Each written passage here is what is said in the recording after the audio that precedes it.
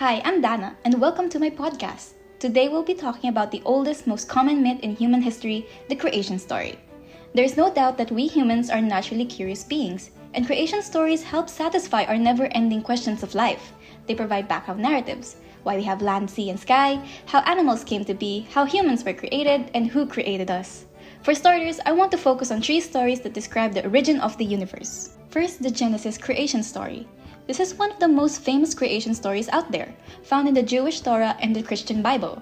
I'm pretty sure that most of us know this, but in the beginning, God created heaven and earth. The earth was a formless void and the Spirit hovered over the water. Then God said, "Let there be light," and then there was light. Now moving on to the second story, the creation story of Pangu. I chose this story because it showcased dedication. In the Chinese Daoist mythology, the first man who was conceived out of chaos and an egg is a shaggy horned giant named Pangu. He separated the seas, put the mountains where they belong, and gave the earth its final form, using a powerful knowledge of yin and yang. Then the third story, told by the Yoruba of West Africa, is called the Golden Chain. They said that before there were people, the universe only consisted of sky and a formless chaos of marshy water. Olaran is an all-powerful being lived with heavenly beings called Orishas. One day, a curious Orisha named Obdala asked permission to create the world, and Olaran agreed to this. But before Obdala went down, he had a gold chain made by the Orishas to help him ascend to the waters below. Now you might be wondering, wait, why do they all sound so similar to each other? Well, you're not entirely wrong. Despite being separated by geographical barriers, many cultures have developed creation myths with the same basic elements, one of which is that there is a supreme or higher being. In a study on the origin of the world by Rad 2015, he stated that creation myths usually include supranational elements such as deities. He or she is what triggers the event that leads to the creation of the world. And in these 3 stories, the supreme beings are God, Pangu, and Olaran, and they represent God or is God that either sent someone or they themselves create the world and help the people. Another common element emerging from the stories is birth. This is because birth represents new life and the beginning of life on earth. According to the Bible, in the book of Genesis chapter 2 and the 7th verse, God created Adam and Eve to give birth to more children.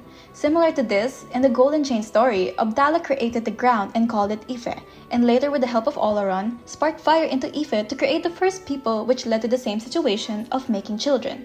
While Pangu in the beginning was created from a cosmic egg, which served as the first elements of life. For context, a cosmic egg is where the universe or some primordial being, which will be Pangu, comes to in existence. Finally, there is a recurring theme found in these 3 stories, which is creation from chaos. According to Hesiod, the father of Greek didactic poetry, the world was created out of the void that existed before it, rather than out of nothing. In the book of Genesis, the 1st chapter and the 2nd verse, God said earth was a formless void. In addition, Hesiod stated that the universe appears to have an ordered structure, and the state which precedes the creation as one of disorder and confusion.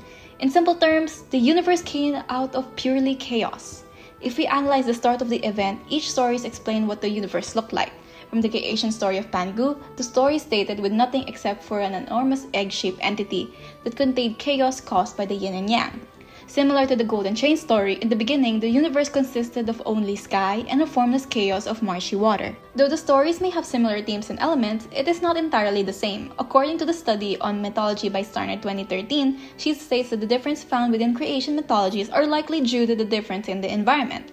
For example, since China is located in a very mountainous region, the Chinese creation mythology Pangu focused more on the placements of mountain. We may find tons of creation stories on the world and how it came to be. However, we must remember that these stories from different countries shed light on the development of the religious practices and cultural traditions. Therefore, we cannot say, oh, this story is way better, or nah, this is older, therefore this is the only right one. No. Every society has their own set of creation myths, and people must have the opportunity to explain where they came from and how they got where they are without any forms of judgment.